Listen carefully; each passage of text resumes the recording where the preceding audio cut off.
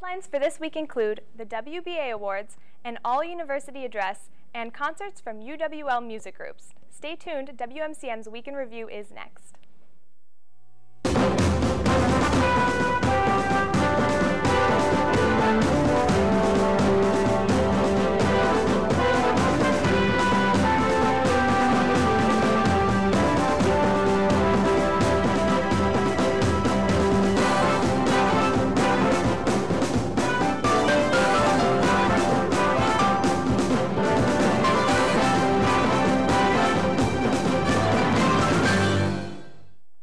Hello and thanks for watching WMCM's Week in Review. I'm Hunter Baumgart. And I'm Cami Diaz. The Wisconsin Broadcasters Association is having a seminar this weekend in Madison to congratulate award winners of the WBA Student Awards for Excellence. A few of our own students from WMCM are going to this seminar to accept awards for Sports Talk Live, one of our Tuesday sports shows, 3 Guys 1 Pod, UWL's #1 podcast, and one of WMCM's previous newscasts. Along with those awards, there will be scholarships given to 4 students, one of them being UWL's own Grant Bills. Make sure to follow WMCM's social media accounts for live updates of the seminar. We are very excited to be accepting these awards and want to thank the Wisconsin Broadcasters Association for the recognition. In case you missed it, Chancellor Joe Gao delivered his all-university address at the very beginning of the spring semester. He delivered it the day after Governor Evers' first State of the State speech on January 22nd. Gao says though higher education wasn't mentioned in Evers' priorities, he doesn't anticipate there being any cuts in the system under Evers. However, he doesn't anticipate much growth either. Gao stated that his presentation to the UW Board of Regents included the need for Phase 2 of the Prairie Springs Science Center, which is currently listed number 7 on a list of UW system capital projects to be considered as part of the governor's executive budget. UWL is also requesting bonding authority for a new residence hall and a new field house as part of this budget. Burr, is it cold out? We have had record-breaking weather this month in La Crosse. As I'm sure many of you have noticed, the snowfall has been quite heavy over the last few weeks.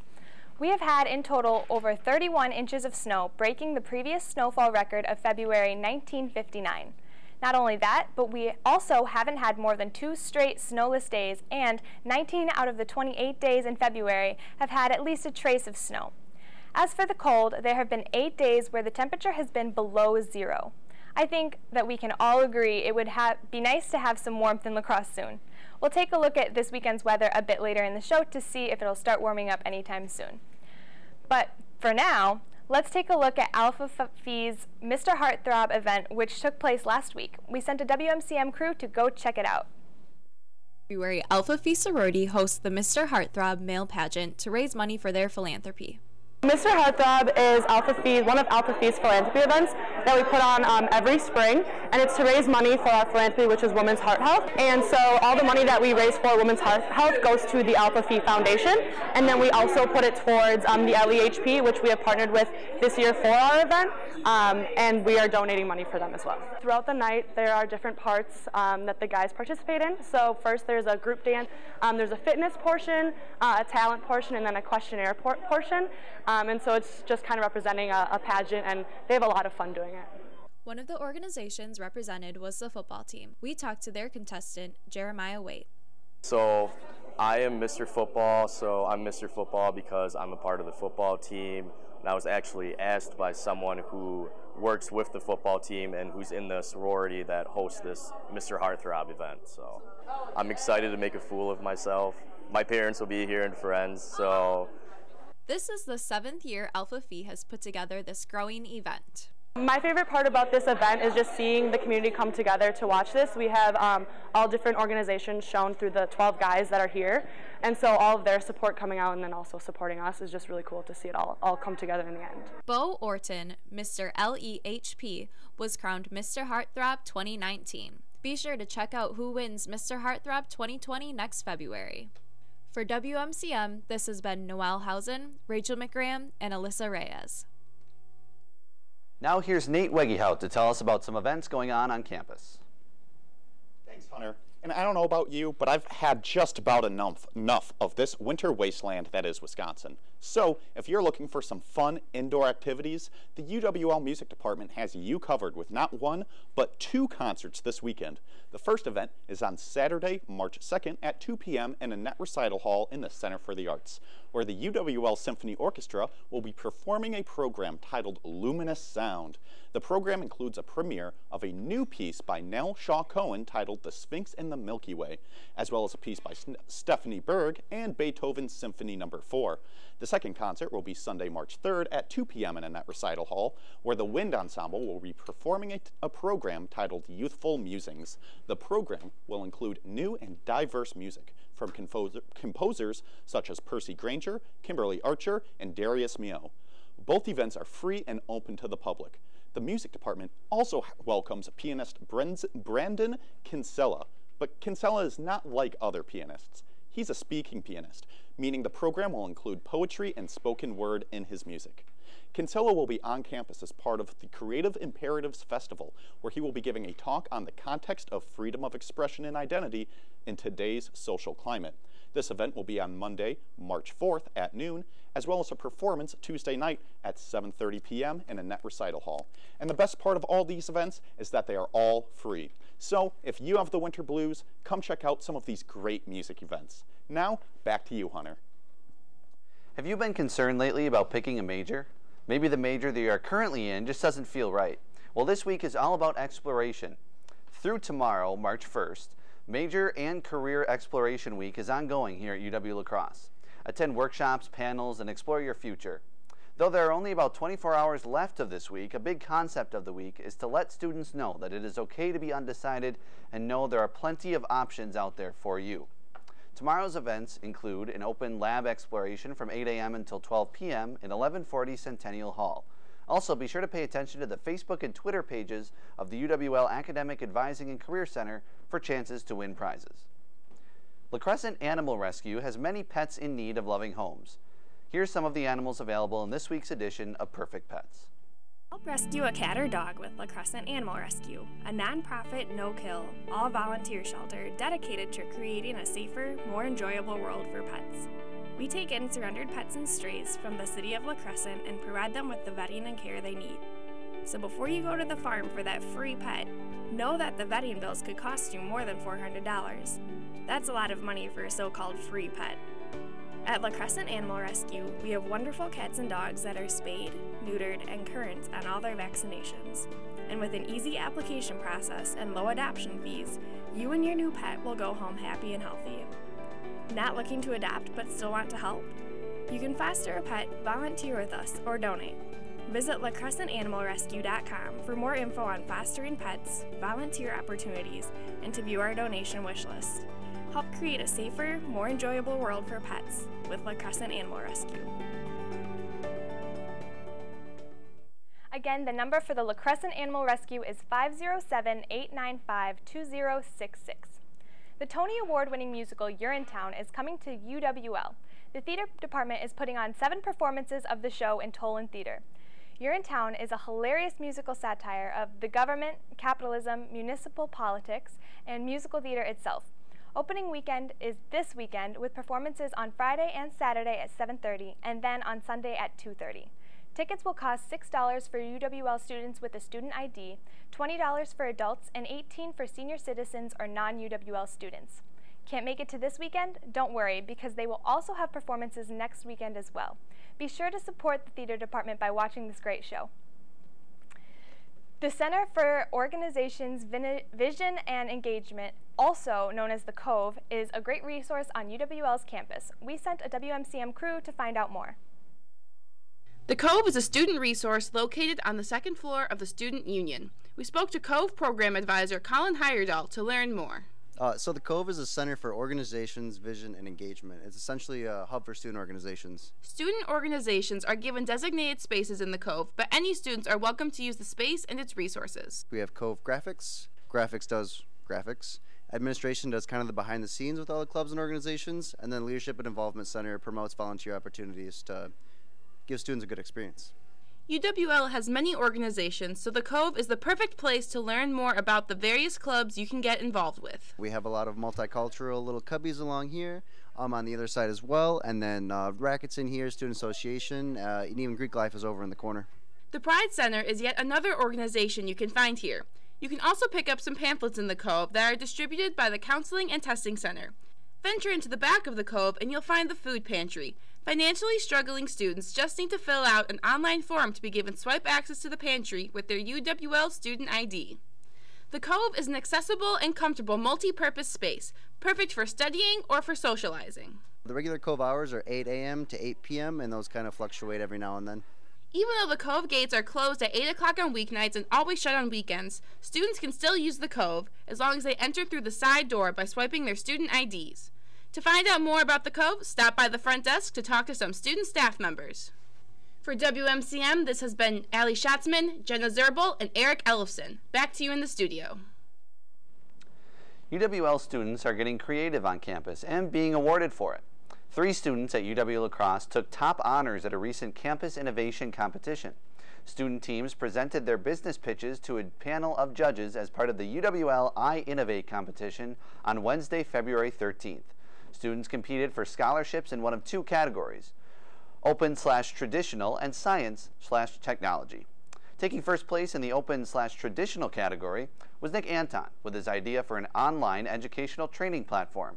Winning in the science/technology category was Blake Thiel and Megan Rohrs with their idea for an online connective technology platform. The duo also received the Best Idea of All award. Each week, the WMCM crew goes out and talks to your fellow peers in a segment we call Campus Insight. This week, they asked students what they would do if they won $100 million.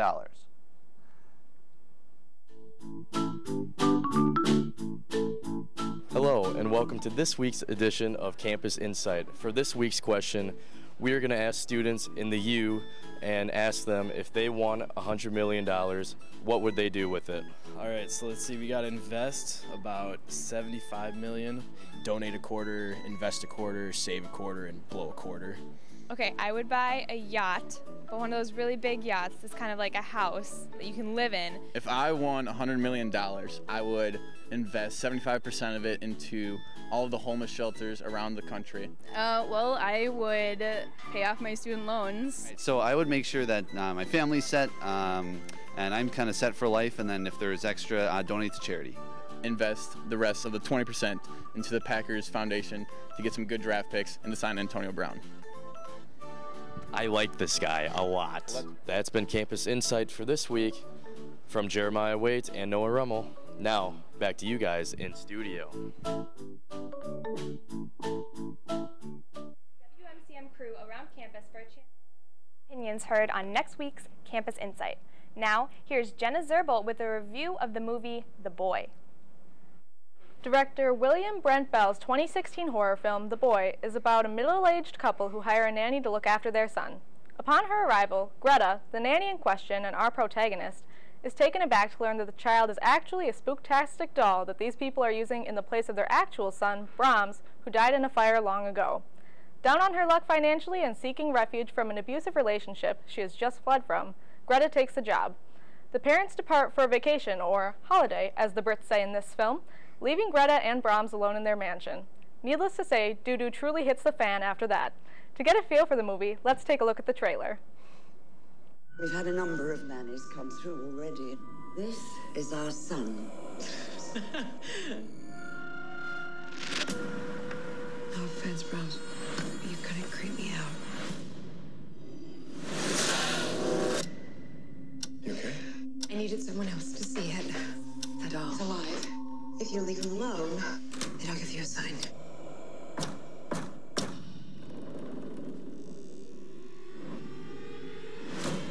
Little girl needs to come out here to play with Brahms. They found our body in the woods. By the time the police arrived, the place was up in flames. Brahms didn't make it out. Hello? If this thing is some kind of spirit or ghost, it is not the good kind. The Boy.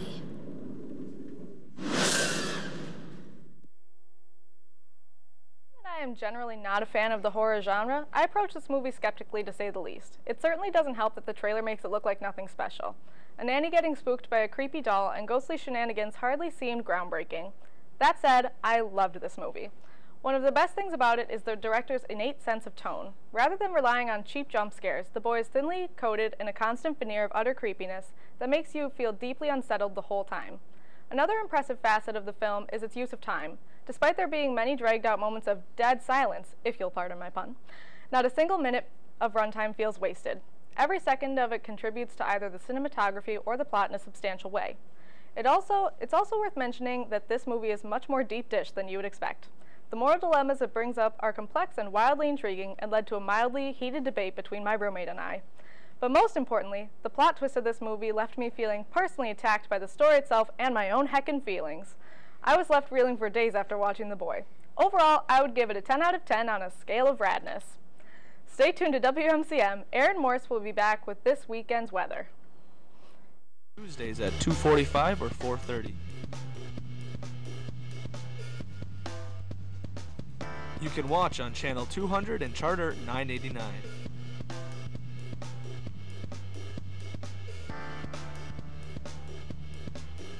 See you on Tuesdays for Screening Room.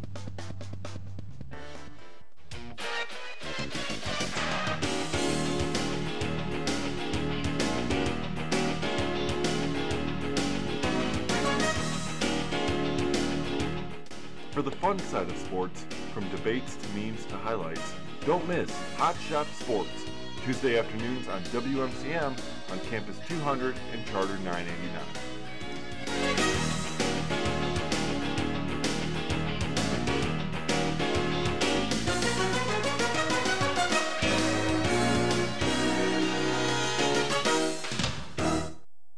Welcome back. We'll dive right into the weather that we're going to be having this weekend.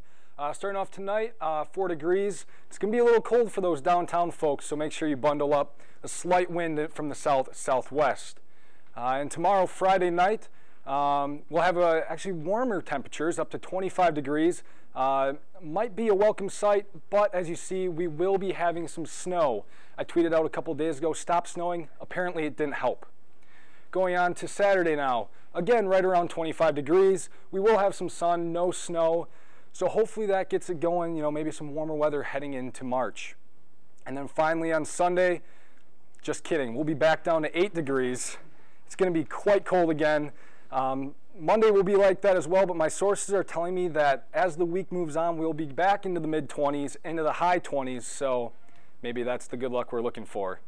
And now, here's Aaron Gallo with this week's interview. Thanks, Aaron. Welcome to this week's edition of Interview. My name is Aaron Gallo.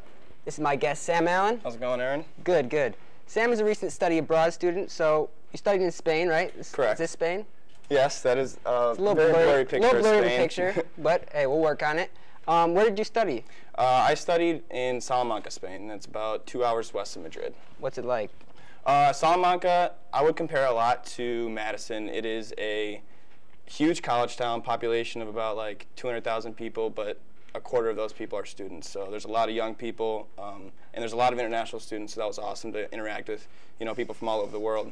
English speaking too? Oh yeah, a lot of people spoke English. I mean, mostly it was the younger people, but yeah, I mean, English was used, but I mean, I went there to practice my Spanish. So. Yeah, for sure. What's your major? I'm an international business major and double major in marketing. And it translated well over there? It translated perfectly, yeah. I was able to find classes that fit along with my major and didn't set me back at all, so it worked out pretty perfectly. Sweet. What was your schedule like? So for me personally, I had classes from Monday to Thursday, but I know a lot of people had Monday to Friday classes. It was a lot, similar to what you would have here at UWL. So you told me before the interview that you guys would take trips on the weekend because you kind of had that flexibility, So you went to Paris? Paris. How did Paris treat you? Paris was awesome. It's a city full of history, culture, art. I mean, people were insane and were very friendly to me. Not insane, but yeah. I mean, Paris is a great place. Diverse. You went to the top of the Eiffel Tower too?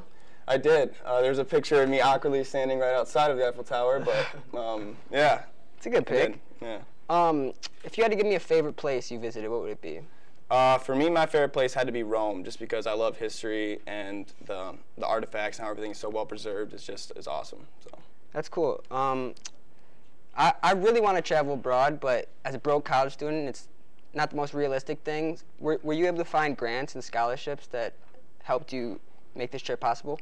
Yeah, actually, when I first decided I wanted to study abroad, I was just like you. I didn't think it was going to be financially, available or whatever. So, but you are able to use your grants and loans towards it, so that helps. And it's really just a matter of finding the right program. So they're all different. I mean, if you do enough research, I'm sure that you can find one that would, work with your budget. But I think that people have like a misconception about studying abroad that is just wrong. I mean, yes, it is going to be more money, but if you do your research, I think it could be available to everyone. That's cool.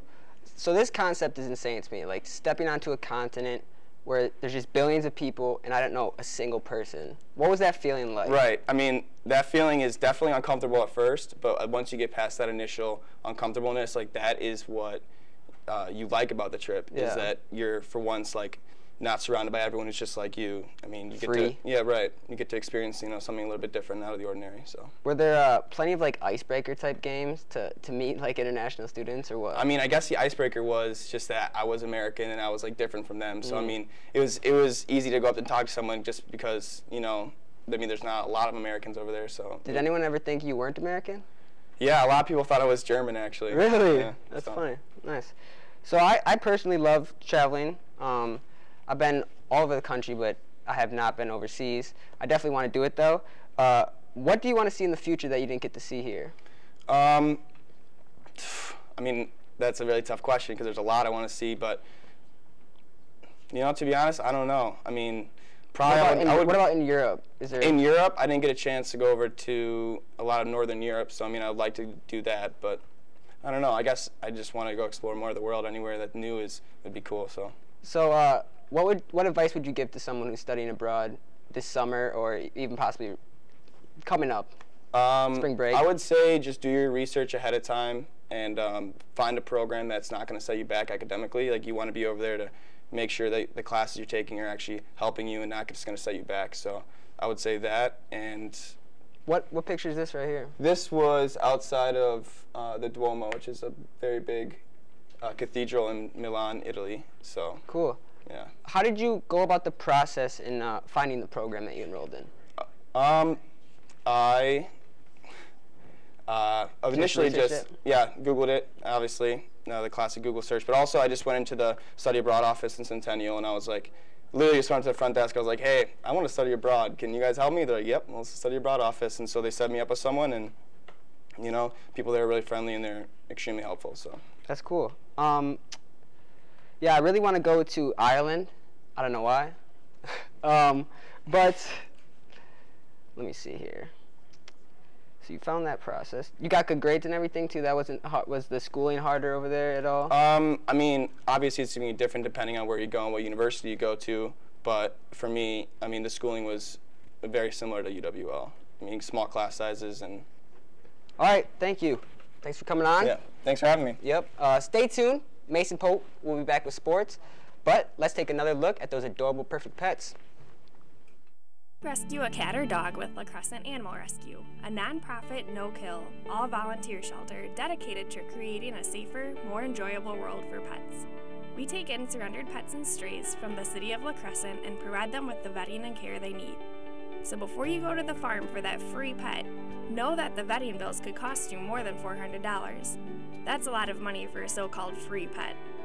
At La Crescent Animal Rescue, we have wonderful cats and dogs that are spayed, neutered, and current on all their vaccinations.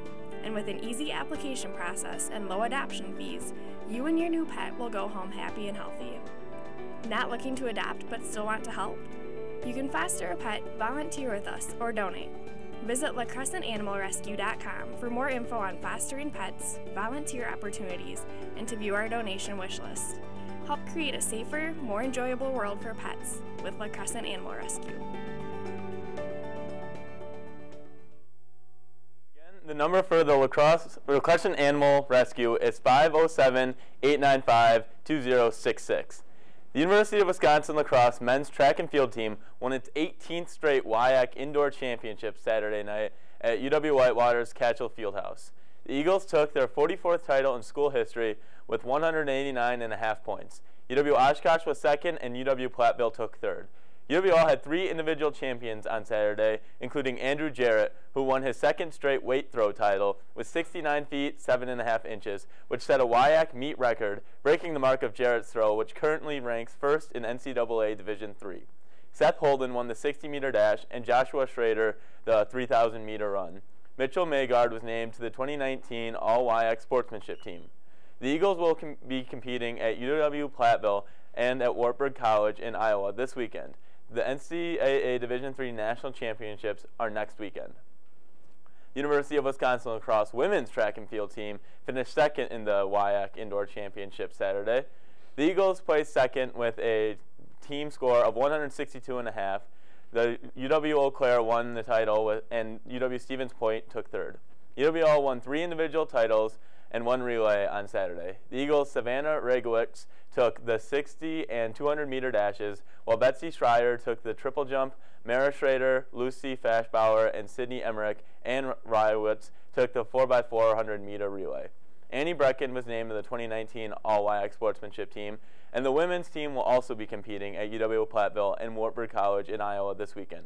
Good luck to both UWL track and field teams. Every week on WMCM, we highlight an exceptional student athlete, a segment we like to call Athlete of the Week. Let's take a look. Welcome to Athlete of the Week. I'm Jeremiah Waite, and I'm happy to have Connor Weirs from the football team joining me. So Connor, welcome to the show. Thanks for joining us. So for the viewers, what year are you in school and what's your major?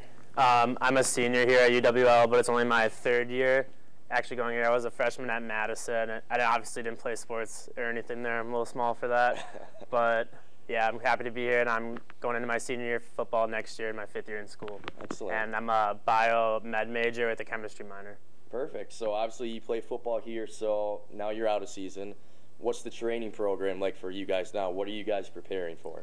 Right now we're just working on building strength, speed, agility, and whatnot. We lift like 4 times a week, Monday, Tuesday, Thursday, Friday. There's a conditioning class real nice and early at 5:30 in the mornings on Tuesday and Thursday. And then we just have regeneration to get our bodies ready for the next week throughout the week as well. Awesome. So what are your plans for after college when you graduate next fall? My goal right now is to eventually get into chiropractic school, hopefully in the Twin Cities, because I'm up from around that area, but on the Wisconsin side, fortunately. And then I don't know if I'm going to go into that right away yet, or maybe try some internships, maybe around the country, out of the country. Not quite sure yet, but that's the end goal. Awesome. Well, Connor, thanks again for joining Athlete of the Week. For our viewers, please join us next week as we have someone new on Athlete of the Week. The UW Lacrosse men's basketball team will compete Friday in the Division III NCAA National Tournament. The Eagles will battle the Tommies of St. Thomas at Nebraska Wesleyan University in the first round. The Eagles earned one of 20 at-large bids for the tournament and will be playing in the playoffs for the first time since 2006. The Eagles are led by a strong group of seniors, including first-team All-WIAC forwards Brennan Manning and Ben Meinholz. Each of these 2 players are averaging around 13.5 points per game, with Manning averaging over 8 rebounds and Meinholz leading the team in assists, steals, and blocks. Senior guard Talvish McRae was selected to his 2nd All-WIAC defensive team, and senior guard Sam Scoyan was also named to the All-WIAC sportsmanship team. The Eagles have only made the NCAA tournament once in school history before this year and are very excited about the opportunity under Coach Kent Dernbach, who is in his 2nd full season as a UWL basketball coach. And that's all for this week's sports. All right, you guys, any big plans for the weekend? Yeah, actually, we will be going to the WBA Awards to accept the awards that WMCM got. Oh, nice. Yep. Representing WMCM. Yes. Okay, nice. Yes, how about yourself? Actually, my brother is coming up to visit this weekend. Oh, he that's texted me fun. last week, and he's living at home right now, and he's just like, I need to get out of this house.